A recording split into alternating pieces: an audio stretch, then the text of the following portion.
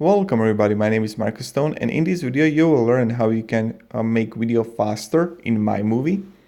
So all you want to do is click on edit, then go to speed, and then go to 2, or even go like a rabbit to 3.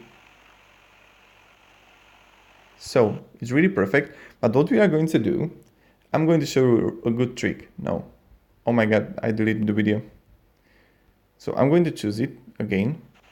I'm going to edit. I will cut the video, and let's say that I'm going to make this part of the video really fast. So speed, I'm going to increase the speed. And now let's play it. It's going normal. It's really normal. And then it goes really fast. So this is how we can do it.